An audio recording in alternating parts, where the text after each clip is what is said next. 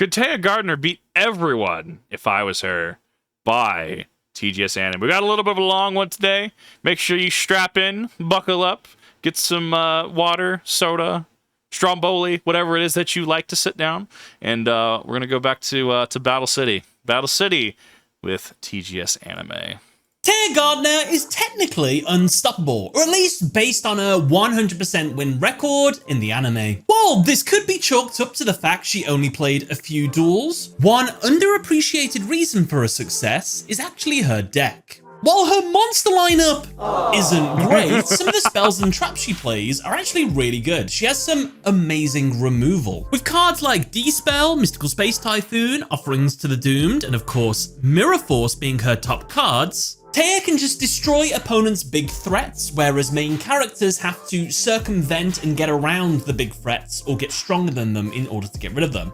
What's easier than just, I blow up your monster? However, to balance this, Téa was a novice duelist to be fair, so she wasn't very active in the story. But that made me wonder, if I took over the body of Téa and made her a more active role in the Battle City tournament, could she have been the one to defeat the ultimate threat, Marek Ishtar? To find out, I guess I'm gonna have to jump into the body of Téa. How? Like so. Bye, beard. Well then! You know what? What an absolute Chad. If nothing else has sold you on his content, you gotta respect the dedication to the bit. Like, links in the description. Go to his video right now. Hit that like button. Go watch this video. Go subscribe to this man. Like, actually, though, what an absolute W. Yeah. It's so good. I have a dual disc now, which is kind of cool. I'm not doing the voice for the entire time. No. This is the closest thing to a Téa top. I got the bangles, though. The pink and blue things. Good and stuff. This was the cheapest wig. It was £8, and it's the wrong color. But it's fine, because I am Téa Gardner. It's close enough, though. Like, honestly, it's close enough. And I am undefeated, 100% win record. I am going to take on the Battle City, and I am going to win. I'm going to save my friends from having to suffer under the hands of Marek, and that's my goal. Good stuff. The rules for this are as followed. I will use Téa's Battle City deck, which I have made as a hybrid of her Duelist Kingdom and Virtual World decks. I've made it as balanced as possible, so her big blowout cards I've only put it as 1, and any gaps I've tried to put in cards that I think she would play. Before you ask, why no Dark Magician Girl? Well, I think that was just a Virtual World exclusive. I can't take myself seriously looking at myself in the mirror. That's a Virtual World exclusive card, I think, for Téa, Dark Magician Girl. Plus, I think Yu-GiOh needs it for Battle City, so no Dark Magician Girl in this deck. So clearly what I need to do is I need to get fit. I need to work on my work-life balance. And clearly the redeem is Kit puts on the maid outfit. I'm going to become the masculine dueling maid. Please no, this is a joke. Please don't. However, to compensate, I've gave her Yugioh, which was her boss monster in the Capsule Monsters arc. All of my opening hands will be randomized. And to make sure they are, the reveals have been done on my Patreon. Opponents will open their original hands and draw the same cards in the order they did in the duels I'm replacing someone. I only have knowledge of the opponent that Téa would have at the time. Finally, keep in mind this is Battle City rules. That means that fusion monsters can't attack on the turn they are fusion summoned. And the big one is spell cards become quick play spell cards during the battle phase, or if you set them first, they essentially become quick play spells. So with that all out the way, let's jump into the duels. I'm ready for this. Hit me with this. So first things first, there's only 8 spots available in the Battle City finals. I need to take the place of someone. Obviously I can't take Yu-GiOh's because he's the main character. The villains don't want me taking their spot. Mai doesn't want me taking her spot, but Joey has agreed to have a duel. Whoever wins gets the last locator card, their rare card as well, and goes into the finals. So, does this mean Téa just gets Jinzo? Would Jinzo be considered Joey's rarest? Bro, nobody wants that insect queen. Legendary Fisherman, Jinzo actually has, like, metagame impact. Like, actually. Joey, without further ado, let's duel. The duel begins and Joey goes first. He draws, and his opening hand consists of Swordsman of Landstar, Hayabusa Knight, Gearfried the Iron Knight, Scapegoat, Giant Trunade, and Grave Robber. Joey summons his Gearfried into attack. He then ends his turn. It's my turn, and I draw. My opening hand consists of Shining Friendship, Dancing Fairy, Silver Bow, Elf's Light, Magic Formula, and Graceful Charity. So if this is actually one of the official dual discs, the reason it makes my eye twitch because he doesn't have the card sleeved, but I know from experience you can't really sleeve these cards. You might be able to like penny sleeve them, or like back in Yu-Gi-Oh days where we had some of the tins, I think circa the 5D eras, where we had like some like clear like this was well before double sleeving rules. But like we had like actual like penny sleeves that were like branded with the Yu-Gi-Oh logos and stuff. Like you might be able to get away with that, like penny sleeve status, but like you can't actually sleeve those cards and throw them in like the official dual discs as we have them, which is why like I always keep an eye out on like, you know, on like Etsy and stuff. I always try to see if someone actually has an actual like functional like dual disc, because I would buy an actual heavy duty dual disc that you could like adjust the deck portion, right? You can adjust it up and down depending on your deck size that fits actual sleeved cards. Dude, I'd be so into that. I would spend a lot of money on that. I'll start by activating my Graceful Charity. This allows me to draw 3 new cards, but then I must discard 2. I draw and get Yugioh, United We Stand, and the Forgiving Maiden. I'll send my Shining Angel and Elf's Light to the grave. Next up, I'll summon my Dancing Fairies into attack. I'll then equip it with Silver Bow and United We Stand to increase its attack to 2,800. You know, it's really weird to me to watch Graceful Charity just get shotgunned and not to actually go like plus off of it. Like to actually have like a reasonable like resolve of Graceful Charity where you just don't go like +2. It's kind of wild. Like Graceful Charity just functions the same, but how Graceful Charity interacts with the game then versus now, there's a reason it's banned. All right, Joey, prepare yourself. I'll enter my battle phase. Go, Dancing Fairies. Destroy his Gearfried the Iron Knight. Gearfried is destroyed, and Joey takes the first damage of the duel. I'll set my Yugioh face down and end my turn. Don't move, Joey. It's Joey's turn, and he draws Little Wingard. Joey sets his Little Wingard in face down defense along with his Giant Trunade and ends his turn. It's my turn, and I draw Mahavilo. Now, with Joey only having 1 monster on the field, if I summon this Mahavilo, I can attack and destroy his monster, attack directly for game. He does have a set card, that's troubling. Could be risking everything with this play. However, from my experience, I've dueled Joey a lot in the past, and he doesn't really play many trap cards that are destruction or removal kind of thing. They tend to manipulate monsters, so I feel kind of safe doing this, so I'm gonna go for it. I summon Mahavilo. Since there is another monster on the field, Dancing Fairy's attack increases thanks to United We Stand. For United We Stand buffing it to like 3,600. It's so funny. You're just surrounded by a bunch of fairies. They all bring out like Dark Souls like 60 strength requirement clubs. Like all 3 of them bring out like Havel's Dragon Great Tooth or Leto's Great Hammer. They just start bashing on a monster. I equip Mahavilo with Magic Formula. Magic Formula increases its attack by 500, and Mahavilo gains an additional 500 thanks to its effect. Go Mahavilo! Attack Joey's set monster. In response to the attack, Joey activates his Giant Trunade. This spell returns all spells and traps on the field back to the hand. Mahavilo and Dancing Fairy's attack returns to normal. The attack continues. Joey's set Little Wingard is revealed. Since its defense is higher than Mahavilo's, it is not destroyed, and Téa takes 250 damage. Fair play, Joey, you survived that round. However, now I can mix things up a little bit with my equip spells. I move into my main phase 2. I equip Silver Bow back onto Dancing Fairy, and Magic Formula back onto Mahavilo. However, this time I'll give Mahavilo United We Stand. Oh my god, please! This makes its attack almost 5,000.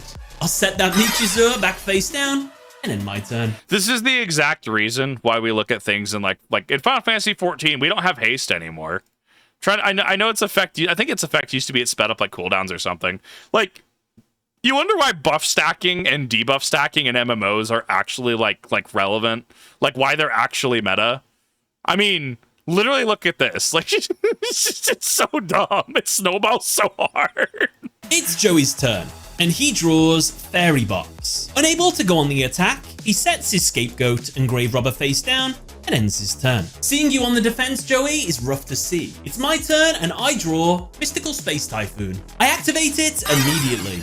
This lets me destroy one of your set cards. I choose that one. Before it's destroyed, Joey activates it in response. It's revealed to be Grave Robber. Thanks to its effect, Joey can steal and then activate a card in Téa's graveyard. I can't hear Grave Robber without hearing it in the Brooklyn accent. I can't do it. Joey's VA just went so incredibly hard. He takes Graceful Charity. It activates. Joey draws 3 new cards. He gets Insect Queen, Rocket Warrior, and Alligator Sword. He discards Swordsman of Landstar and Hayabusa Knight. Right, I'll enter my battle phase. Go, Dancing Fairies, destroy Little Wingard. In response to the attack, Joey activates his other set card, Scapegoat. Now, 4 sheep tokens are summoned to the field, and all attacks are redirected to them. Very well then, I'll destroy 2 of your sheep tokens with Mahavilo and Dancing Fairies, and with that, I'll end my turn. It's back to Joey, and he draws Foolish Burial. Unable to attack over any of Téa's monsters, he summons his Alligator Sword into attack, and then switches all of his monsters into attack as well. He sets his Fairy Box face down, and ends his turn. It's a bait. It's my turn, and I draw Mirror Force. Bro, Téa just keeps winning. What are these draws? These draws are actually cracked, though. Like, what? Now, Joey's play is really confusing. Why would he switch all of his monsters into attack? Is he giving up? I doubt it. That's very unlike Joey, so it must be a trap. And you know what?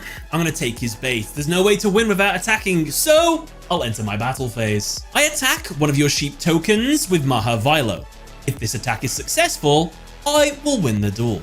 In response, Joey activates his set spell, Fairy Box. This card protects all attack position monsters on his side of the field from destruction and damage for the rest of this turn. Well done, Joey. You stopped me from winning this turn. I guess I'll set my Mirror Force face down along with my Forgiving Maiden and end my turn. It's Joey's turn and the penultimate turn of the duel. He said it. He said it. He draws and gets Battle Warrior. Joey tributes both of his monsters to summon Insect Queen, since he can't tribute the tokens due to their effects. Bro, Insect Queen makes me so sad because it's so of the era and it's such a nothing burger. Why would you just not run better monsters? Like, it's just... Insect Queen has so much potential, and I think a retrain, I don't remember if I had a retrain or not, I think a retrain would just be so good. Insect Queen gains 400 attack for every insect on the field. Since there is 1, it gains 400 attack. Joey switches his 2 tokens back into defense. He then orders Insect Queen to attack Téa's Dancing Fairies, hoping to destroy it, and then use Insect Queen's ability to summon an insect token to get an attack boost. However, I'm sorry Joey, but this duel is coming to an end. I activate my face down card, Mirror Force. This destroys all attack position monsters on your side of the field. Insect Queen is destroyed. Rip. With no plays left, Joey ends his turn. It's my turn and the final turn of the duel. I draw and get Waboku. I flip summon my Forgiving Maiden. Go! Dancing Fairy, Forgiving Maiden, destroy his remaining sheep tokens. Mahavilo with 5,450 attack. Attack Joey directly. I love how we're playing around Gores here. I think Gores is direct attacks though, right? Hitting with the 850, the 2K, then the 5450. I love just... I do the exact same thing, even when I don't have to worry about playing around Gores. I still play around Gores. Oh, wonderful. Joey's life points drop to 0. Téa wins the duel. Makes Thank sense, you for the duel, yeah. Joey. I don't have to take one of your rare cards, but since you're offering, what are my choices? Well, it's Time Wizard, Insect Queen, Legendary Fisherman, or Jinzo. Now, Bro, shotgun that Jinzo. You know, I need to see if I can throw Jinzo in something. I need to go get just a playset and just, I don't know, I'll mess with it. I'm pretty sure I could probably throw Jinzo in Branded with very little issues, if I'm being completely honest. Time Wizard actually wouldn't be that bad of a shout. Destroy an opponent's entire board, but then I could lose all of mine. And Time Wizard won't work against Egyptian God cards because you can't remove them from the field with any card effect. Jinzo is just the right choice here. It stops every single trap. It's really good. I do play a couple trap cards, so it could be a hindrance to me sometimes, but I ain't taking Legendary Fisherman or Insect Queen. I'm gonna take Jinzo, Joey. Your friendship will carry on with me throughout the Battle City tournament. So thank you. With the rare card and my locator card, I have qualified for the Battle City finals. Let's go. And so the quarterfinals commence. The duel is Téa versus Odeon, with Odeon pretending to be Marek. The duel begins and I go first. How fitting. I entered this tournament so I can defeat you, Marek, so that my friends don't have to suffer. The universe has delivered you to me as an act of providence. I'm going to absolutely crush you and throw you into the wind. Hearing Téa talk mad smack is honestly something I wish we had more of. With friendship. So, I draw. With friendship. My opening hand consists of Fire Princess, Pot of Greed, Dancing Fairy, Offerings to the Doomed, Maha Vilo, and Polymerization. I'll start by activating Pot of Greed. This card lets me draw 2 new cards. I draw and get Solemn Wishes and Enchanted Javelin. Next, I'll summon my Fire Princess into face-up defense and then set 3 cards face down. Enchanted Javelin, Solemn Wishes, and Offerings to the Doomed. What a strong open. Like, I immediately look at this and go, all right, that Mirror Force is going to suck. I end my turn. With this field, I have set up my perfect burn strategy. If you didn't know, my deck has a good little strategy here where I gain life points a lot for a lot of my cards. And with Fire Princess on the field, every time I gain life points, I burn my opponent for 500 damage. So, let's see. It's Odeon's turn, and he draws. His opening hand consists of Temple of the Kings, 2 copies of Embodiment of Apophis, Jar of Greed, Judgment of Anubis, and Eye of Ujat. You know, now that I think about it, I could probably throw Jinzo into Yubel. Like, now that I think about it, that'd be really funny. That would actually be really funny. I might have to do that.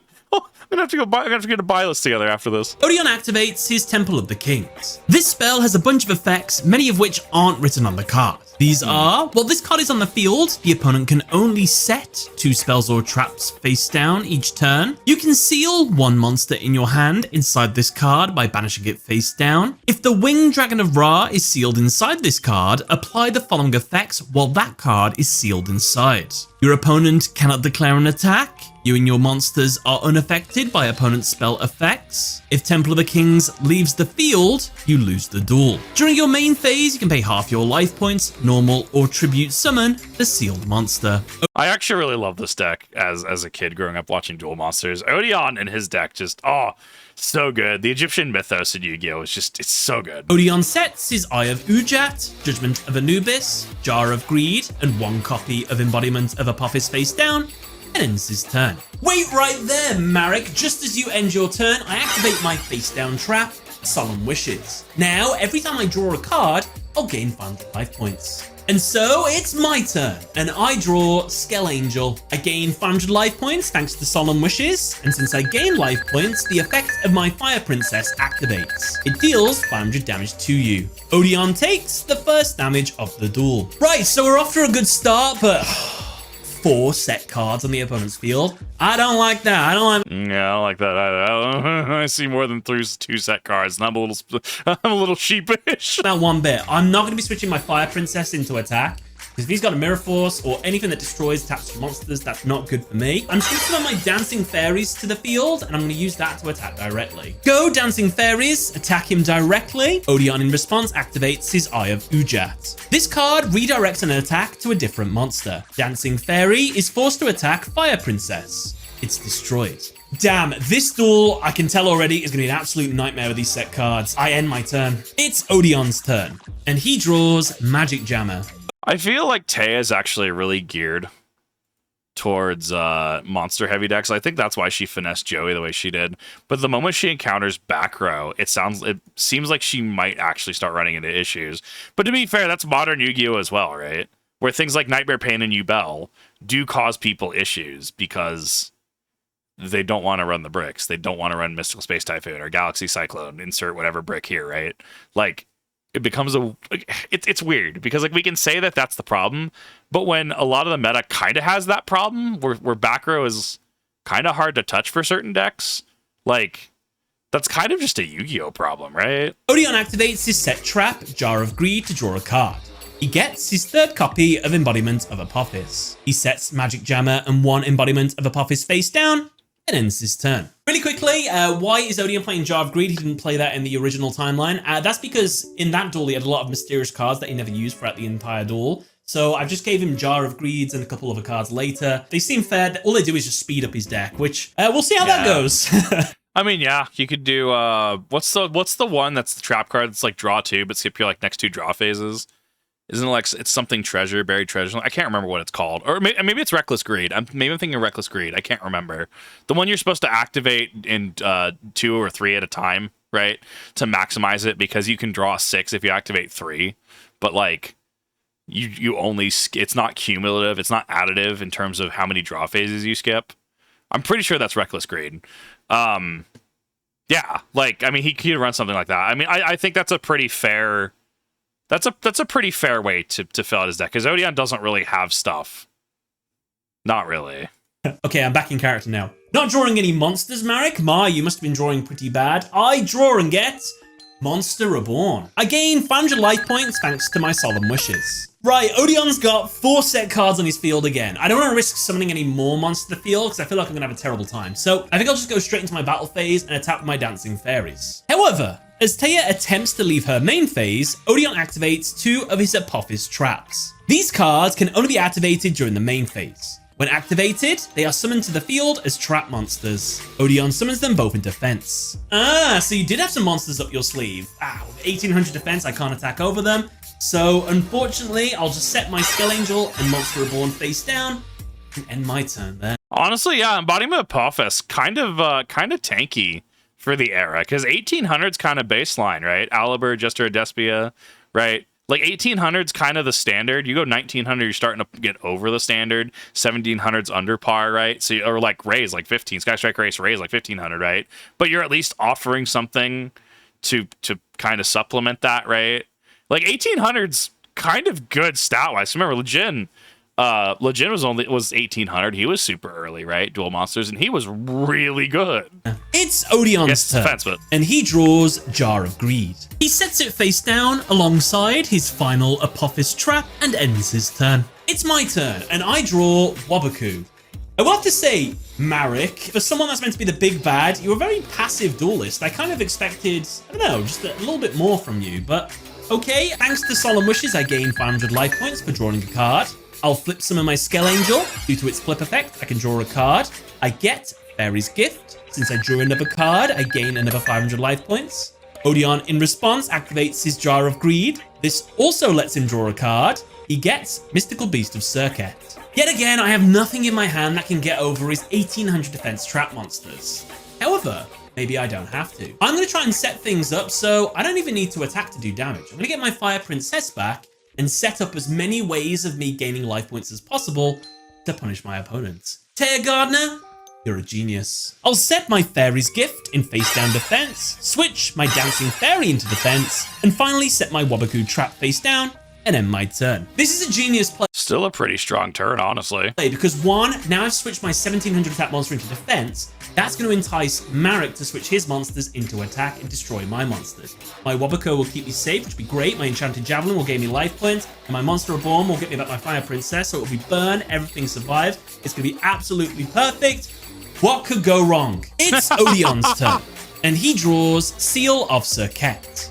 He activates and summons his third and final Apophis Trap monster. He switches the other two into attack. Odeon enters his battle phase and attacks Skull Angel. And you thought you were the Trap Master, Marek. It is I who shall be the Trap Master as I activate all of my cards. First, I activate Waboku. This reduces all battle damage you inflict this turn to 0 and prevents my monsters from being destroyed by battle. Waboku's actually just super tech, though. The destruction prevention is wild. Next, I'll chain my Enchanted Javelin. This lets me gain life points equal to your attacking monster's attack. Finally, I'll chain Monster Reborn, targeting my Fire Princess. Oh my god. Spell Speed 2 Monster Reborn isn't real. Spell Speed 2 Monster Reborn can't hurt you. Meanwhile, Chainlink 3 Spell Speed 2 Monster Reborn. Whoa! Oh, that's something I never want to see in a game. With this monster on the field, my Enchanted Javelin will gain me life points, and then you'll take 500 damage through that. I'll gain another 500 life points for drawing a card thanks to Solemn Wishes, and you'll take another 500 damage. And then I'll gain 1,000 life points from playing my Dancing Fairies in defense, and then you'll take another 500 damage. And with all your monsters now in attack mode, I can go on the offense. So, what are you going to do about that, Marek? Marek, in response, activates his counter trap, Magic Jammer. He discards his Mystical Beast of Circuit to negate the effect of a spell. Monster Reborn is negated. I mean, I should have expected something like that, right? Yeah, I don't get my Fire Princess back to the field. My monsters aren't destroyed thanks to Wabaku, and I still gain some life points. Odeon ends his turn. It's back to me, and I draw Gemini Elf. Sometimes it's about playing with what you got. Sometimes you don't have the big plays. I gain 500 life points thanks to drawing a card, and 1,000 thanks to dancing fairies in defense. My burn play got ruined, but I can still go on the attack. I flip summon my fairies gift, switch my dancing fairies into attack, and finally summon Gemini Elf to the field. Say goodbye to your field. Go, Gemini Elf, attack and destroy one of those trap monsters. Dancing fairies, destroy another. Finally, I'll activate my set quick play spell, Offerings to the Doomed. By skipping my next draw phase, I can destroy one monster on your side of the field. You ever just have your opponent just flip their entire back row, and you just kind of sit there and blink twice, and you're like, what just happened? And you have to actually go through the entire resolution. It's like... I love it. It's perfect. Destroy your final trap monster. Unfortunately, due to Téa activating a spell, Odeon's counter trap, Judgment of Anubis, is now live. He activates it. This negates a spell card, then destroys all monsters on the field. Téa then takes damage equal to half the total attack of all the destroyed monsters. Téa's entire field is destroyed. Téa takes 3,750 damage. Yikes. My entire field is gone. I have no more players, so I'm gonna have to end my turn here. But I do get to draw my next turn since Offerings of the Doomed was negated, so I don't have to suffer the detrimental effect of that. So, silver lining, I guess. It's Odeon's turn, and he draws Swords of Revealing Light. He activates it. Now, Téa can't declare an attack for 3 turns. He ends his turn. It's my turn, and I draw Yugioh. I gain 500 life points from Solemn Wishes. I could have really used this Yugioh a lot earlier in the duel, but I guess better late than never. I summon my Maha Vilo into attack, and end my turn. It's Odeon's turn, and he draws the fake Winged Dragon of Ra that the real Marek snuck into his deck. Magic dragon with wings. The fake cards are great, dude. I love it. He seals it inside Temple of the Kings by banishing it face down. Now, with the Winged Dragon of Ra sealed inside, the following effects become live while that card remains sealed. Téa can't declare an attack. Téa's spell cards have no effect on Odeon or monsters on his field. If Temple of the Kings with the Winged Dragon of Ra inside leaves the field for any reason, Odeon automatically loses the duel. I'm trying to remember if Temple of the Kings counted as a field spell or not. I don't remember. But I mean, it very much embodies what I like about field spells, where it's like, it is very much the thing that enables your play, or at the very least that you're building towards, right? So I guess you could argue it's kind of the same as like Clock Tower Prison from GX in a sense, right? Like, you're building into it, and like, I don't know, I like it thematically. You can do so much with field spells like this. Like, or something that functions like a field spell, right? I have a very massive bias towards them, and I think that they lead to great set pieces like we see with Odeon. Finally, Odeon, during his main phase, can pay half his life points to normal summon or tribute summon the sealed monster. Odeon ends his turn. I wonder what he just sealed inside of his temple there. It's my turn, and I draw Elf's Light. I gain 500 life points thanks to Solemn Wishes. I'll equip my Elf's Light to my Maha Vilo to give it a big attack boost. Unfortunately, I can't attack with Swords Revealing Light, so I'll end my turn. Trying to remember, can't you Solemn Judgment a Yugioh summon? Because Yugioh's not technically on the board, so there's an interval where you can actually negate the summon with a trap, but as soon as Yugioh actually hits the board, then yeah, you can't like mirror force it if it attacks, right? I think that's how that works. Because there's a brief interval where it truly hasn't hit the field. It's Odeon's turn, and he draws Cup of Sealed Soul. With all the pieces in place, Odeon activates his Seal of Serket, and then Cup of Sealed Soul. With both of these cards activated on the field alongside Temple of the Kings, he is able to use their effect to summon Mystical Beast of Serket from his hand, deck, or grave. He summons Mystical Beast Serket that he discarded earlier in the duel from his grave. Dude, I love it. It's such a competent design. I've loved Circuit ever since I saw it. Luckily, it can't attack on the turn it's summoned. Odeon ends his turn. Okay, it's my turn. I have to draw an equip spell here, or else he's just going to roll over my monster. I'm only 50 attack points off. So, I draw and get... No, it is an equip spell. but it's the wrong one. Silver's bow can only be equipped to fairy-type monsters. Mahavilo is a spellcaster. That means, unfortunately, I have to switch my Mahavilo into defense and end my turn. That's a rough moment, yeah. I mean, this is why decks focus a lot on consistency and modernity. And why, like, yeah, we do have things that are like, you know, target X or work with X type monster, right? Like, yeah, sometimes like that's drawing the brick. It hurts. As Téa ends her turn, Swords of Revealing Light destroys itself. It's Odeon's turn, and he draws Jar of Greed. Now that Serket can attack, he attacks and destroys Mahavilo. After destroying it, it absorbs some of its power into itself. Odeon sets his Jar of Greed face down and ends his turn. Hold up. Some of its power into itself. Odeon above Odeon's head. Why is this just a period underscore if I can actually type. Why is it just the period underscore period face with like it's a purple like Minecraft face? What's happening here?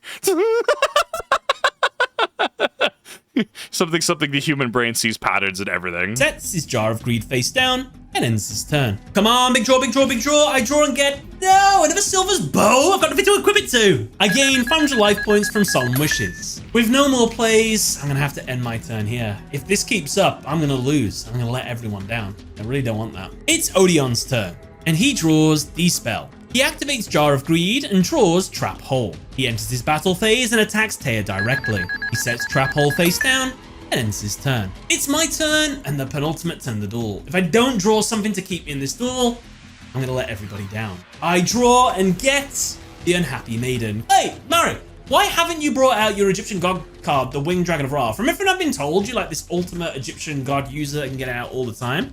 I haven't seen it at all.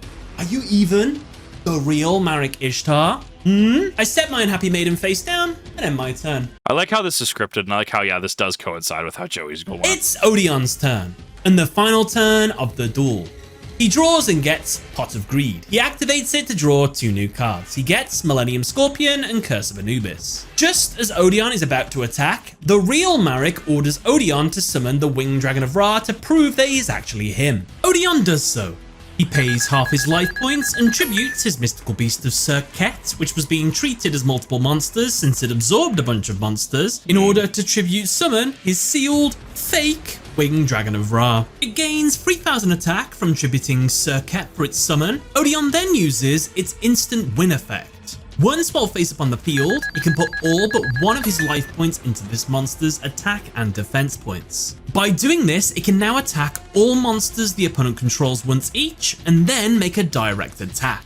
You know, I feel like if Winged Dragon of Ra had a Bujinte Susanoo effect or a Invert Purgatory effect, where it could just actually just crash multiple times, I feel like that would actually like work super hard. I love like Omni attack, like I attack like, you know, every opponent's monster they control once each, right, including new monsters they summon during the battle phase, right? I actually love Bujinte Susanoo effects. Odeon orders it to attack for gain. However, I'm cooked here.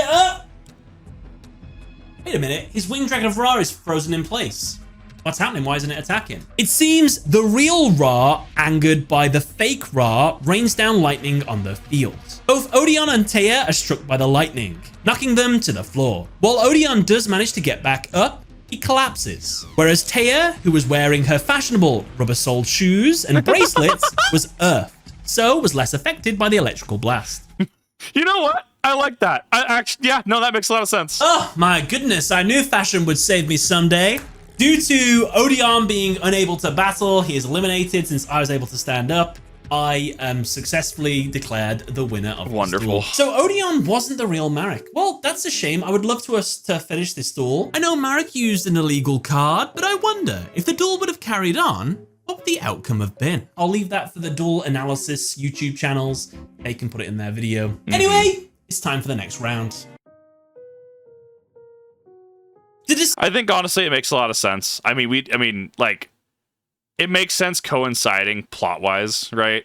I don't necessarily know. I mean, like, Téa was definitely on the back foot there, at least with his draw that he got into, right? But I think it also makes sense to keep her going up the ranks, right? Decide who will duel who in the finals, a battle royale takes place. To decide the turn order, everybody reveals a monster to be removed from their deck. The highest attack monster revealed gets to go first. Kaiba reveals his 3300 attack Mass Beast, so he goes first. Marek goes second with 1700 attack Lakunga, Yugi goes third with a 1300 attack Feral Imp, and I go last with my 600 attack Petite Angel. And so... You know what? I think this is an interesting way to remove the brick, though. Now, I don't need to play Dragoon this game. Here's my red eyes. I don't need this in my deck. The duel begins and Kaiba goes first. He draws, and his opening hand consists of Force Raider, Blue Eyes White Dragon, Pot of Greed, Ring of Defense, Ring of Destruction, and Attack Guidance Armor. Kaiba sets his Guidance Armor face down and then summons his Force Raider into attack and ends his turn. It's Marek's turn, and he draws. His opening hand consists of New Doria, Lord Poison, Dark Jogan, Legendary Fiend, Hell Poema, and Spell of Pain.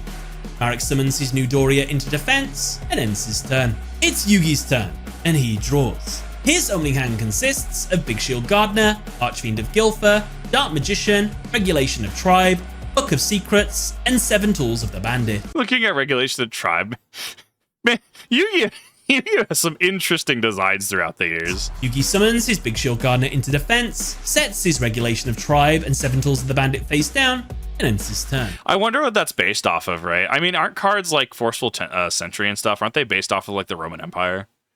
I know like the solemn line doesn't get like biblical with a lot of its implications and stuff, with how like solemn judgment, solemn scolding, solemn strike, like how all of those interact with each other in the background lore. It's my turn, and I draw. My opening hand consists of Elf's Light, Skell Angel, Polymerization, Silver Bow, Unhappy Maiden, and Ancient Elf. Not a great hand, but if there was any duel to not get a great hand in, it's this one, since there's actually no real losers. So, for now, I'll play slow. I'll set my Skell Angel in face down defense, and end my turn. It's Kaiba's turn, and he draws Shrink. With the battle phase now online, Kaiba decides that he wants Yugi to be his opponent in the next round, as he believes to defeat Marek, he will need Slifer's power. So he plans to eliminate Téa and Marek first. As such, he orders Force Raider to attack Téa's set monster. Yugi, in response to this attack, activates his trap, the Regulation of Tribe. By declaring Beast Warrior, now Beast Warrior type monsters cannot declare an attack. So Kaiba is unable to attack Téa's set monster. Kaiba calls out Yugi for this play, saying that if Téa and him can't duel with their own strength, then they don't deserve to get to the finals. Hang on a second, Yugi, I'll handle this. Look, Kaiba, just because you've got no friends in this tournament, or at all, he can defend me if he wants to. We can work together, absolutely crush you. We could do that. But Yugi, he is right. We shouldn't team up. You got to trust me like I trust you. I can handle Kaiba and Marek here. So, yeah, don't worry. Thank you very much, though. I do appreciate it. Kaiba, I'll get you. Yugi agrees, and Kaiba begrudgingly ends his turn. It's Marek's turn, and he draws Mirror Force. Marek wants to duel Yugi as soon as possible, so plans to eliminate Kaiba and Téa. He sets his Mirror Force trap face down, and then summons his Lord of Poison into attack. He switches New Doria into attack, and then uses it to attack Kaiba's Force Raider. New Doria is destroyed, but due to its effect, Force Raider is also destroyed. Before Marek takes the 700 damage, he uses his Spell of Pain to redirect the damage to Téa instead. Marek uses Lord Poison then to attack Téa's set monster. Skell Angel is destroyed. However, since you flipped some of my Skell Angel due to its flip effect, I get to draw a card. I draw and get Magic Formula. Marek ends his turn. It's Yugi's turn. I love Marek's design, his entire deck as well. Like, just it's so gritty, it's so demonic. I love it, dude. I really love the whole design that Marek has. And he draws Ragnarok. Yugi refuses to pay the cost for Regulation of Tribe, so it's destroyed. Yugi tributes his Big Shield Gardner to summon Beast of Gilfer. He moves into his battle phase and attempts to attack Kaiba directly. However, Kaiba activates his Attack Guidance Armor. This redirects Yugi's attack to another monster on the field. Since Lord Poison is the only other monster, the attack is redirected to it. Marek, in response, activates his Mirror Force trap, attempting to destroy Yugi's Beast of Gilfer. You love how his bangs look like wings. You know what? I hadn't thought of that before now. But now I'm not going to be able to unsee that. Thank you for that. Yugi, in response, activates his counter trap, 7 Tools of the Bandit. At the cost of 1,000 life points, he negates the activation of a trap and then destroys it. Yugi's attack continues. Lord Poison is destroyed. Yugi ends his turn. It's back to me, and I draw Mystical Space Typhoon. Right then, I have two choices, offensive or defensive. Which is the right decision? Well, what are my values right now? I'd like to duel Kaiba in the next round and obtain his Egyptian God card, as that would help me duel against Marek. But then that means Yu-GiOh will have to face Marek with only one Egyptian God card. And that completely defeats the point of me entering this tournament. I believe I can defeat Marek, stopping any of my friends from suffering. Mai has already been suffering, so sorry about her, but I can definitely save Yu-GiOh from this fate. So the decision is clear. My opponent in the next round needs to be Marek Ishtar, and I need to duel him without an Egyptian God. I mean, honestly, the motivation makes sense here. Like, I like how he's tying this together. I love how it's not just, you know, cool, we're going to go through these duels, but like he's actually tying it together with the actual narrative, comparing, contrasting how this would differ from the narrative we got in the anime. Like, it showcases like how much effort was actually put into this, right? Like how much of a production this was. Like, it's some really good content. Like, I actually enjoy it. Card. Okay then, here goes. I summon my Ancient Elf into attack and equip it with Elf's Light to increase its attack by 400. I then equip Magic Formula to it to increase its attack by a further 500. Right then, Kaiba, it's time for you to get yours. Go! Ancient Elf, attack Kaiba directly. I'll set Mystical Space Typhoon face down, and end my turn. It's back to Kaiba, and he draws Blade Knight. At this point, Kaiba thinks about changing tactics. He contemplates defeating Yu-GiOh and then throwing the duel so he and Yu-GiOh can duel each other that way. However, ultimately decides only a perfect victory is the route for him. And so, refusing to lose before the finals, he sets his Ring of Destruction, Ring of Defense, and Shrink face down, and then summons Blade Knight into attack. Kaiba uses Blade Knight to attack Marek directly. Kaiba ends his turn. It's Marek's turn, and he draws Lava Golem. He summons his Dark Gyroid into attack and then uses its effect to reduce the attack of a monster on the field by 800. He chooses Kaiba's Blade Knight. Marek uses Dark Gyroid to attack Kaiba's Blade Knight, attempting to destroy it. However, Kaiba in response activates his set Shrink to halve the attack of Dark Gyroid. Now with only 600 attack, Marek's Gyroid is destroyed. Marek ends his turn. I mean, it's definitely a turn of all time. I enjoy it. Like, Marek plays he plays so interestingly, but he also plays he plays in a way that very much goes in line with his torturous and sadistic nature. I love it. It's Yu-GiOh's turn, and he draws Valkyrion the Magna Warrior. Yu-GiOh, seeing Marek is wide open, orders his Gilfer to attack Marek directly. Marek, with no way to defend himself, is eliminated.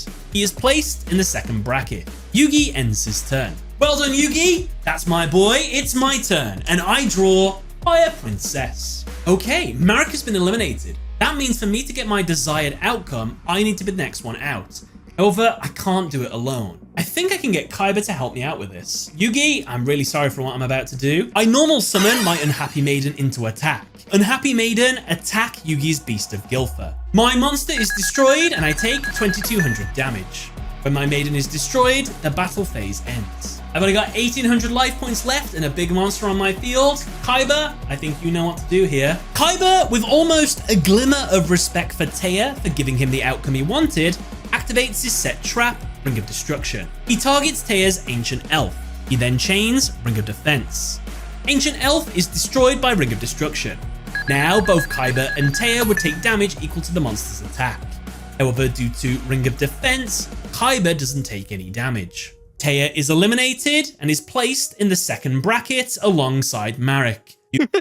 What a great photo. I love that. Yu-GiOh and Kaiba as the winners are placed in the first bracket. Yes! Wait, what am I saying? I've now got a duel against the big bad without an Egyptian God card. But I can do it. With the power of friendship, I can achieve anything. To the semi-finals! Yes, suffer well, Téa! and hope with all of your soul that rides up on the bottom. You know, you clips out of context. Marek's shuffling is definitely up there. Like, honestly, though, it's so I think it's so ingrained in a lot of our collective unconsciousnesses. Like, it's so it's so good. It's peak. The duel begins and Marek goes first. He draws. His opening hand consists of the Winged Dragon of Ra, Vampiric Leech, Juragado, Darkspell Regeneration, Zombie's Jewel, and Vengeful Bog Spirit. Marek summons his Vampiric Leech to the field. This card can attack even if it is the first turn, and so it attacks Téa directly. Téa takes the first damage of the duel. Marek ends his turn by setting his zombie jewel trap face down. As the turn comes to an end, the second effect of Vampiric Leech activates. By discarding a card, he can switch it into defense. Marek discards his Winged Dragon of Ra, unbeknownst to Téa. I'm trying to think, do we have an archetype that functions similar to Ra? Like, I'm trying to think. Like, not Ra specifically, but very much like you dump your boss monster into the grave, and your boss monster just kind of recurs, does things, and then just kind of goes back into the grave. I mean, I guess the spirit monsters might do that, right? Nikitama Aritama running something like Yamada Dragon or Hingakakatsuchi, right? But nothing where, like, you get the Winged Dragon of Ra, pitch it to grave with, like, Foolish Burial or something, and then, like, you're able to use cards, like, especially in archetype cards that are just, like, cool, activate trap, negate one effect on the field, and if negate one effect on the field, or, like, whatever, Eldritch, I guess maybe Golden Lord, yeah. I guess Eldritch might be close. I don't think we have anything that mirrors how Marek uses Ra specifically, which is kind of a shame, honestly. Rocket, maybe. It's possible. I think they could honestly lean into the discard a lot more if they wanted to give Ra specific support, because they're trying to give all the gods each specific, like, different support, right? Rather than have, like, generic Egyptian god archetype, right? So I don't know. It's interesting to think about, because I like the idea of just pitching your boss. Like, imagine pitching Hyperion, right? I wouldn't even say Yubel technically counts, because, like, yeah, I pitch Yubel and stuff, but, like, I mostly just use it to, like, shuffle back in by contact fusing into Phantom and stuff, right? Like, it's not quite the same.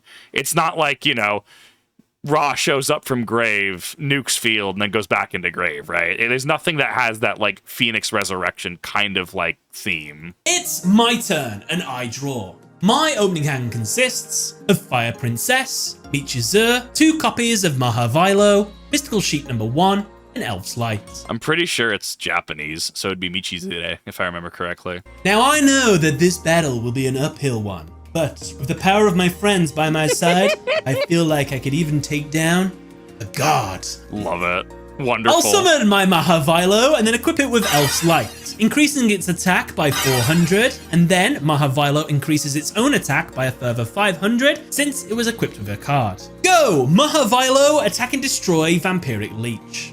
It's destroyed. Smack. I'll set my Michizure trap face down and end my turn. It's Marek's turn, and he draws Left Arm Offering. Unable to attack over Mahavilo, Marek summons his Yugioh into defense, sets his Dark Spell Regeneration and Left Arm Offering face down, and ends his turn. It's my turn, and I draw Graceful Charity. Marek shotguns his set trap, Left Arm Offering. By discarding his entire hand, he can add a spell card from his deck to his hand. He discards his hand and then adds Monster Reborn. Uh-oh, that can't be good. I'll activate my Graceful Charity. I draw 3 new cards and then discard 2. I draw and get Dark Lord Marie, Mirror Force, and Enchanted Javelin. I'll discard Dark Lord Marie and Mystical Sheep number 1. Marek in response activates his Zombie Jewel Trap. This card can only be activated in response to an opponent activating a spell. That spell card is added to Marek's hand. However, Téa can now draw a card. Thank you, I guess. I draw and get Polymerization. Right, so Marek's play has taught me everything I needed to know. He's got a Monster Reborn in his hand, and in that graveyard is 1,000,000% the Winged Dragon of Ra. On his next turn, he's going to bring it back, he's going to turn it into its OTK form, and he's going to beat me. My Mirror Force won't do anything, my Michizure won't do anything, because I can't remove Egyptian gods from the field through effects. However, they can be affected by other stuff, and Enchanted Javelin will give me life points. And this is my perfect opportunity to use my anti-god card technique. Go Mahavilo, attack Marek's set monster. It's destroyed. I'll summon my Fire Princess into face-up defense, set Enchanted Javelin and Mirror Force face down, and end my turn. Bro, you actually have... This is the same person who goes, yeah, I know the meta sucks, or the meta's this right now. Have you just considered playing Nurse Burn? Bro, you've been playing Nurse Burn for the past, like, 8 years. Stop playing Nurse Burn. Stop playing Chain Burn. But they're gonna tell you everything about them loving Chain Burn or Nurse Burn. You know, I have nothing against Nurse Burn or Chain Burn players. I really don't. I know it's kind of a meme, though, right? I'm just like, bro, I'll just play Chain Burn. So my ultimate play is Fire Princess and Enchanted Javelin. Wonderful. When my opponent uses his ultimate ability, pays all his life points apart from one to make sure he OTKs me, when he attacks one of my monsters, I flip up Enchanted Javelin. I gain life points equal to the attack of his monster, but more importantly, it will burn my opponent for 500 damage thanks to Fire Princess. Meaning that one life point is going to cost him the duel. So, that's the plan, is perfect. What could go wrong? I mean, yeah, honestly, just burn for 1 HP. As it turns out, have you considered while they're 1 HP, Gaga Cowboy? Detach 800. I end my turn. It's Marik's turn, and he draws Card of Sanctity. He sets his Monster Reborn and Graceful Charity face down, and then activates Card of Sanctity. Now, both players draw until they hold 6 cards. Marik draws 6 new cards. He gets Jam Defender, Polymerization, Granadora, Class System, Bait Doll, and Mask of Remnants. I draw 4 new cards. I get the Forgiving Maiden, Monster Reborn, Jinzo, and Shining Friendship. Marik activates his Bait Doll. This lets him target a set card. If the set card is a trap, it's forcibly activated and then destroyed. Oh dear, if he hits my Enchanted Javelin, it's game over, I lose the duel. With a 1 in 3 chance, Marik targets and destroys Michizor. Woo! Due to Bait Doll's effect, it's shuffled into Marik's deck after use instead of going to the grave. Next, Marik activates Graceful Charity.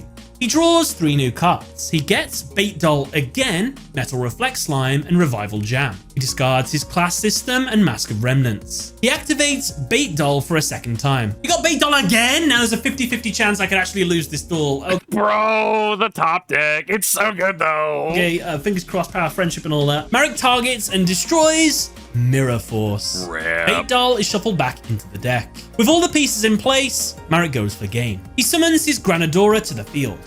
He then reveals that while he is unsure of what card Téa has set face down, he knows about Téa's burn combo thanks to watching Téa's duel with Odeon. And I forget that America has that tongue animation. It's so good. It's so good to watch. Like, I completely forget. It's been a while since I watched the Battle City finale. I completely forgot he did that. Like, he's just so sleazy. so decides to enter his battle phase first before summoning the Winged Dragon of Ra, attacking and destroying Fire Princess. Oh, I could have won right there. He's done me. He's done me good. Marik activates Monster Reborn as a quick effect thanks to Battle City rules. He brings back his Winged Dragon of Ra. He summons it and then pumps all of his life points but 1 into it, making its attack 3,999. Marik attacks and destroys Mahavilo. Marik then orders Ra's final attack to be a direct attack. If this attack is successful, Marik will win the duel. You made a good play, I'll give you that, Marik, but I'm not losing this duel right here. I play Enchanted Javelin. I gain life points equal to the attack of your monster, but then you just attack me and get rid of it anyway, but I survive. Téa gains and then loses 3,999 life points. Marik ends his turn. As he does, Ra is sent to the grave. And real quick, for those at home that don't know, this is Anime Ra's full effect list, if you needed a refresher. Oof, this People be like, man, I don't like playing Yu-Gi-Oh because I have to read a paragraph, literally the anime Winged Dragon of Ra. Have you considered reading an essay? We could just move to this. We already see where Yu-Gi-Oh is going in the future. We're just gonna have to like scan QR codes to read an essay. Shadow Realm stuff is making me feel a little bit woozy here. Ooh. My turn, I draw Magician of Faith. Oh, it's my favorite card, so this should help me. While my Dark Lord Marie is in the grave, every time it's my standby phase, I gain 200 life points. And so, I gain 200 life points. Now, I would have loved to have shotgun activated my Monster Reborn at the start of my turn and then brought back my Fire Princess so that when I gain life points just then, I would have burnt Marik for 500 damage and won the duel. However, spell cards during Battle City don't work like that. They're only quick plays during the battle phases. And if you set them face down first, they become quick plays. So, unfortunately, I couldn't win that way, but we might be able to fix this. Speaking of, I do have Monster Reborn. I can bring back Fire Princess, but it needs to survive a turn. I don't know if that's gonna happen. I could bring back Marik's Winged Dragon of Ra, pump all my life points into it, and win that way. But he has a set. Have you considered, does Téa know the Sacred Chant? Does she have a connection to Egypt? I think that's also a fair thing to bring out, right? Card, and I don't know the Ancient Chant, so I think it would be a waste. I've already seen what happened to Mai when she tried to do it. I ain't doing that as well. I need to go back to my roots. I need to rely on the power of friendship. Joey's Jinzo card, he gave me this. This is the answer for me to win. He's only got 1 life point. His monster's only got 1900 attack. If I can do any damage, I can win that way. I use Monster Reborn to bring back Mahavilo. I then tribute it to summon Jinzo. Thanks to Jinzo's effect, when it's summoned, it destroys all traps on the field. I mean, yeah, if the summon sticks, yeah, like if it's successfully summoned, yeah, traps also just turn off. Marik's only set card is revealed not to be a trap card. Damn, I was hoping to destroy that with Jinzo. Still, Does it? It does actually reveal, doesn't it? Now that I think about it, yeah, because you'd have to confirm it, right? Because I mean, your opponent could just say, "Oh, well, this isn't a trap," right? But like, you have to check to confirm that it's actually a spell card, right?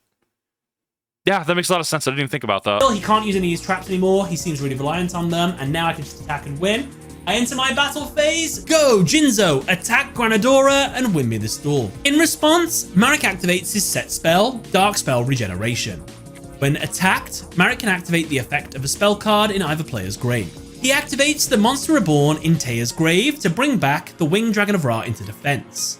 He summons it into its Immortal Phoenix mode. Jinzo's attack is redirected to Ra. Since Ra is in Immortal Phoenix mode, it is incapable of being destroyed by anything. With no more plays, I end my turn. As the turn comes to an end, Ra goes back to the grave. It's Marik's turn, and he draws Bait Doll for the 3rd time. He summons his Revival Jam into defense. Due to this monster's effect, if it is destroyed, it returns back to the field. Marik switches his Granadora into defense and ends his turn. Note that Marik doesn't set his Jam Defender because Jinzo is on the field. It's my turn and I draw Ancient Elf. I gain 200 life. I mean, he could. He just couldn't activate it, right? So if he had a way out, he could technically have set Jam Defender with the end goal of outing Jinzo to then have it be live, right? You could, I mean, but it also puts it's out there for MST bait at that point. So that could also kind of be a moot point. Points from Dark Lord Marie. Oh no, this is a terrible position to be in. Revival Jam is really, really powerful. It's one of the most powerful anime cards you can have. It is almost incapable of being removed from the field unless it's tributed or banished. I don't have any forms of removal in my entire deck that can get rid of that card. I will never be able to attack Marik directly now. That's not good. What was I thinking going against the ultimate evil with just such weak cards? Like, this has only got 300 attack. Wait a minute. This card is the answer. My Magician of Faith. I don't have to beat the slime, just Marik. I set my Magician of Faith face down and then use Jinzo to destroy Granadora. You know, that was a good transition. I'm curious where he's going to go with this. I'm curious what spell he's going to add. I'm very curious because that was actually a really good way to like ramble about like inner dialogue, inner like Téa thoughts to actually like, yeah, I thought that was good. I thought that was good writing. I end my turn. The plan, Magician of Faith, summon, get back Monster Reborn, Fire Princess, burn my opponent for damage, and then I can win that way. Okay. Genius. It's Marik's turn, and he draws Pot of Greed. He activates it to draw 2 new cards. He gets Boganian and Emergency Provisions. Boganian is so cool. It's such a cool little dude. Marik, biding his time, ends his turn here. It's my turn, and I draw Fairy's Gift. I gain 200 life points thanks to Dark Lord Marie. I'll flip summon my Magician of Faith. Thanks to its effect, I can add a spell in my grave back to my hand.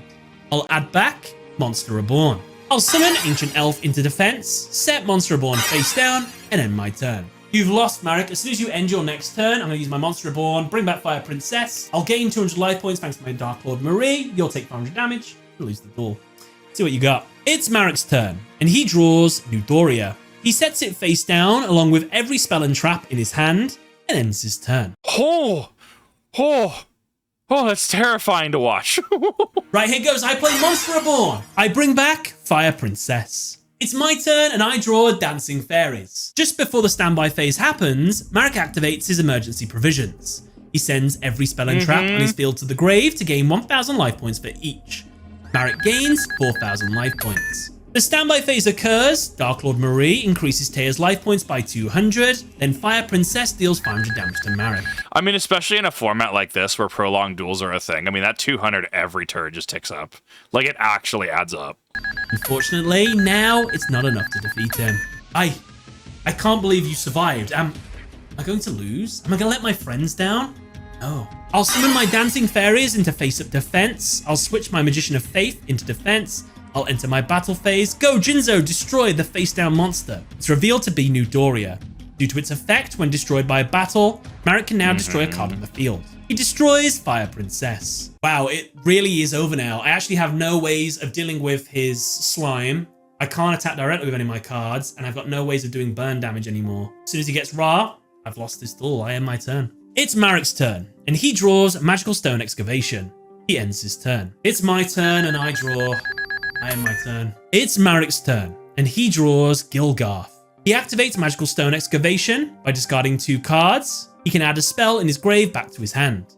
He adds back Monster Reborn. Unfortunately, it can't be activated on the turn it's added, so he ends his turn. Friendship has failed me. I should just surrender this duel right here. Just as Téa is about to surrender, she suddenly hears Yugi, Joey, and Tristan in the crowd, cheering her on and telling her not to give up. As they do, the symbol of friendship begins to glow on her hand. My God, what was I thinking? Through the power of friendship, I should be able to accomplish anything. I did say friendship could defeat a god card, and I'm going to stick by that. That's right, Marek, I'll defeat you right here. With newfound resolve, I draw and get. United we stand. My life points increase thanks to Marie the Fallen One and my defense position, Dancing Fairies. I'll switch my Jinzo into defense and then summon Shining Friendship into attack. I set 1 card face down. See here, Marek, with my friendship on the field, I am unstoppable. Let's see your Egyptian god beat it. I bet it can't. It's Marek's turn, and the final turn of the duel. He draws and gets Rope of Life. Laughing at Téa's speech, he vows to prove how pointless friendship truly is to the power of a winged dragon of Ra. He plays Monster Reborn and brings back Ra. He pours all of his life points into it and then imbues it with the strength of Revival Jam. Marek attacks Téa's attack position, Shining Friendship. This attack is successful, along with the direct attack, Marek will win the duel. It's over, Marek, I activate United We Stand. I equip it to my Shining Friendship. This spell increases the attack of Shining Friendship by 800 for every other monster by its side on the field. You know, you might not be able to use effects and stuff on Ra. Have you considered just being bigger than Ra? Have you considered actually just being beefier? You know, I mean, it makes sense. It gains 3200 attack, making it stronger than your Winged Dragon of Ra. Ra, unable to cancel the attack, is destroyed in the battle. Téa wins the duel. Wild. With evil Marek vanquished, good Marek bestows Téa with the Winged Dragon of Ra, along with the means to summon it. I just obtained the Winged Dragon of Ra. Nice. Okay. Good plug. Good merch plug, yeah. No, I love that. Okay, I achieved my goal. I defeated the big bad so that Yugi didn't have to suffer in the duel or anything like that. It's great. So I guess we still have 1 more duel left. Time for the friendly final against Yugi. Let's have some fun. I mean, what a nail biter! Like that was written very well. The Marek versus Téa section. Actually, oh, that was good. I was on the edge of my seat that entire time. That was good. Before the duel begins, Yugi doesn't receive Fiend Sanctuary from Kaiba, since he believes that if an Egyptian god can be defeated by someone with no Egyptian gods in their deck, then Yugi should be able to do the same, especially since he has 2 in his deck. And so the duel begins, and I'll go first, Yugi. I draw, and my opening hand consists of Enchanted Javelin, Waboku, Fire Princess, Petite Angel, Polymerization, and Dark Lord Marie. I'll set Fire Princess into face down defense, along with Enchanted Javelin and Waboku, and end my turn. Your move, Yugi. It's Yugi's turn, and he draws. His opening hand consists of Queen's Knight, King's Knight, Karibo, Defusion, Exchange, and Multiply. Yugi summons his Queen's Knight into attack. He attacks Téa's set card. It's revealed to be Fire Princess. Since it has the same defense as Queen's Knight's attack, nothing happens. Yugi ends his turn by setting Exchange and Multiply face down. It's my turn and I draw Pot of Greed. I activate it to draw 2 new cards. I get the Forgiving Maiden and Graceful Charity. I'll activate Graceful Charity to draw 3 cards, then discard 2. Disgusting. Just going directly from Pot of Greed into Graceful. Holy card economy. I get Skell Angel, Ancient Elf, and Mystical Space Typhoon. I'll discard Petite Angel and Ancient Elf to the grave. I activate Polymerization. I'll fuse my Dark Lord Marie and Forgiving Maiden together to summon Sint Joan. Next, I'll set my Skell Angel in face down defense and use Mystical Space Typhoon on your card in the middle. Exchange is destroyed. Unfortunately, Sint Joan can't attack on the turn its fusion summoned, so I'll end my turn here. It's Yugi's turn, and he draws Ragnarok.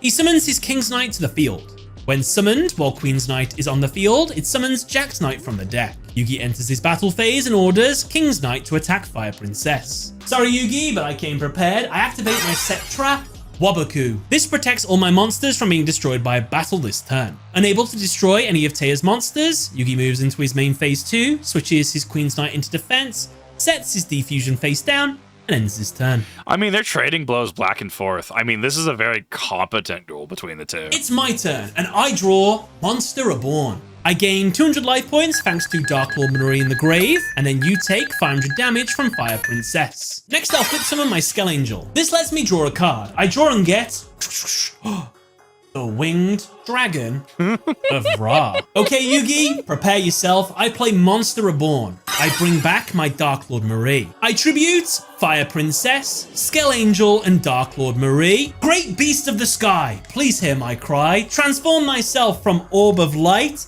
and guide us safely through this light. Envelop the desert with your glow and show the power of the bonds we know. Unlock your strength from deep within, because together with my friends, we will win. I love the modification of chant. So when is he putting this out as a short? When is this gonna go viral on YugiTube? When's this happening? Rise up through the light, not in shadow or shame, as I call out your name. Winged Dragon of Ra. Wow, it worked. I actually summoned the Winged Dragon of Ra without it killing me. That's great. I'm not going to make the same mistake as Marek though and pour all my life points into it, because that's a death sentence. So I'm just happy with what it has on the field. Go, St. Joan. Attack Yugi's Jack's Knight. Yugi in response activates Defusion, which returns St. Joan back into the extra deck. Very well then, Ra attacked Jack's Knight instead. The attack is successful, Jack's Knight is destroyed. Defusion is such a cool tech, because it can be used offensively and defensively, right? Like if your opponent fuses into, say, Blue Eyes Ultimate, and then they swing into you, or I don't know, insert branded monster, fusion monster, whatever, right? Insert monster, they're swinging into you, right? And you defusion them to, return it to its constituent parts. Like, honestly, really good stuff, especially if one of those constituents cannot be, like, special summoned again for some reason, right? Like, it can be used defensively, but can also use offensively because, like, yeah, that thing, nah, we're going to defuse that back into its constituent parts, and I'm going to slam into you. It's such a versatile card. Like, it really does a lot. Okay then, Yugi, let's see if you can take down the Winged Dragon of Ra like I did. I end my turn. It's Yugi's turn, and he draws Dark Magician Girl. He summons his Kuriboh into defense, switches King's Knight into defense, and ends his turn. It's my turn, and I draw Elf's Light. I gain 200 life points from Dark Lord Marie. I enter my battle phase, Ra attack and destroy Yugi's King's Knight. I end my turn. It's back to Yugi, and he draws Gazelle the King of Mythical Beasts. He sets it in face down defense, and ends his turn. We're really on the defensive, aren't we, Yugi? It's my turn and I draw Magic Formula. I gain 200 life points from Dark Lord Marie. I enter my battle phase. Ra destroy Yugi's Queen's Knight. It's destroyed. I end my turn. It's Yugi's turn, and he draws Magical Dimension. Yugi ends his turn. It's my turn and I draw Mahavilo. I gain 200 life points from Dark Lord Marie. I'll summon Mahavilo to the field and equip it with my equip spells to boost its attack. Go, Mahavilo, attack Yugi's set monster. Next, Winged Dragon of Ra, attack Yugi's Kuriboh. In response, Yugi activates Multiply. This summons 4 Kuribohs to the field. Ha, good play. I'll destroy one of those Kuribohs and end my turn. It's Yugi's turn, and he draws Dark Magician. Yugi tributes one of his Kuribohs to summon Dark Magician Girl into defense. He then sets his Magical Dimension and Ragnarok face down and ends his turn. He's gonna actually Ragnarok it. Oh my god. My move, and I draw Gemini Elf. I gain 200 life points from Dark Lord Marie. I'll summon Gemini Elf to the field and enter my battle phase. Winged Dragon of Ra, attack Yugi's Dark Magician Girl. Yugi in response activates his Magical Dimension. Magical Dimension can only be activated if he controls a spellcaster type monster when an opponent's monster declares an attack. He can now tribute 2 monsters to negate the attack and special summon a spellcaster type monster from his hand. However, that monster is destroyed at the end of the turn. Ra's attack is negated, 2 Kuriboh tokens are tributed, and Yugi summons Dark Magician to the field. Yugi then activates Ragnarok. This card can only be activated while there are 2 magicians on the field. Now, by banishing every single monster in Yugi's hand, deck, and grave, they will all work together to destroy all monsters on the opponent's side of the field. While I like that he kept the Ragnarok plot point here. Like, this is actually great. normally Egyptian god cards are incapable of being removed from the field via card effects, Ragnarok is different, since it is combining the might of every single card in Yugi's deck, including 2 Egyptian god cards as well. They're able to wrestle the Winged Dragon of Ra and Téa's other 2 monsters on the field into the grave. Well done, Yugi. You defeated my Winged Dragon of Ra and completely cleared my field. You don't have any monsters left in your deck though, so I'm curious to see how this duel plays out, but good play. I end my turn. It's back to Yugi, and he draws Soul Taker. Yugi switches Dark Magician Girl into attack. With a 500 attack boost, since Dark Magician is in the grave, it attacks Téa directly. I'll activate my Enchanted Javelin. This increases my life points by your 2500 attack, but then you just take it straight off, so I just don't take any damage. No, gain 0. Yugi ends his turn. It's my turn, and I draw Mirror Force. I gain 200 life points thanks to Dark Lord Marie. I'll set Mirror Force face down, and end my turn. It's Yugi's turn, and he draws Monster Reborn. He activates it to bring back Dark Magician. He enters his battle phase and orders both Dark Magician and Dark Magician Girl to attack Téa directly.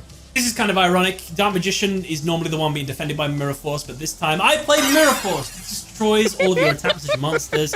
Dark Magician and Dark Magician Girl are destroyed. My, how the turns have tabled. Yugi with no more plays ends his turn. It's my turn, and I draw Magician of Faith. I gain 200 life points from Dark Lord Marie. I'll set Magician of Faith face down, and end my turn. It's Yugi's turn, and the penultimate turn of the duel. He draws and gets Magic Formula.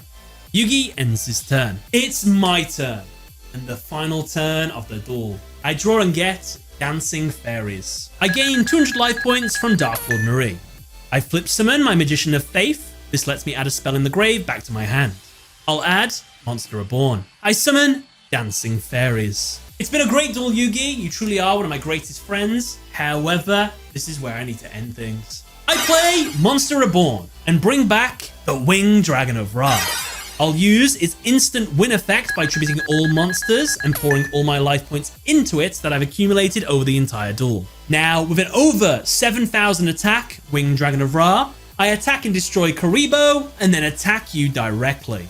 Yugi, I win. GG. GG, bro. She can't keep getting away with this. I mean, technically, she kind of got bodied by Odeon, by technicality, right? But, like, she can't keep getting away from this. Téa is crowned the Battle City champion and the new Queen of Games. Oh my god, this was a hard video to make. Yeah. This was really hard to script.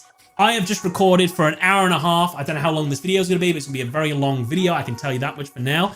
So it really would mean a lot if you subscribe to the channel or give this video a like, because, oh my god, this is hard work. Yeah, this was a rough one, especially because, like, editing this on the back end to get together as well. Like, this took time. Like, I was debating if I was going to react to it or not, but then, like, because, you know, cosplay, you know, what if? Like, I was into it. I wanted to make sure to signal boost this little ways I can. Fun fact, Téa's deck is not as cracked as I thought it was. I would never have added the polymerization and the polymerization monsters into this deck, knowing how dead they would be for the majority of this video. They were awful. Don't do that again. There's a couple things I would like to have changed with Téa's deck. I feel like I could have made it stronger because she lacked the oomph that the other decks did. But we're still able to win, which is absolutely fantastic. Yeah. If you wondered, for example, in this Yu-Gi duel that's just gone, why didn't Yugi just top deck some amazing cards like I know he's capable of? It's because I'm following the draws that he had in his actual duel against Marek. Those are the cards he exactly drew. So I wanted to be faithful to that, basically. Fun fact, there was a lot. It is a restriction. It is. I mean, but to be fair, it also gives him a good, like, basis, like a good point of reference to anchor you to the actual duel that happened, right? A lot of different versions of this duel. There was one where I OTK'd, and there was one where Yugi stole the Winged Dragon of Ra from me. But I didn't want to have 3 duels where the Winged Dragon of Ra was used against me. I feel like I would deserve to use it in that final duel. So if you'd like to learn more about that, I'm going to add a behind-the-scenes Patreon video. If you're a Patreon, you can check that out later. But yeah, guys, I hope you enjoyed. I hope you appreciated the attire and me buying a duel disc. Thank you for watching. Don't forget to subscribe. Thank you to the Patreons. And other than that, thank you for watching. Catch you later. What a fantastic video. Bye, everyone. What a great video. What awesome content. Especially, like, I guess I say so many times, right? I say so many times that we're in an era of just slop, right? And, like, don't get me wrong, I'm pretty self-aware that I'm very derivative. At the same time, you know, at least I'm not AI. You know, something that YouTube's algorithm actively pushes. And a lot of work went into this video, and this was honestly really cool. And you know what you should do? As always, links are in the description. You should go ahead over to TGS Anime's channel. go ahead and like the video and go ahead and subscribe to him. He makes some really good content, makes some really good stuff, makes you excited about Yu-Gi-Oh! And thank you everyone for watching. Really do appreciate it. Let me know what your thoughts are. And I will see you all in the next one.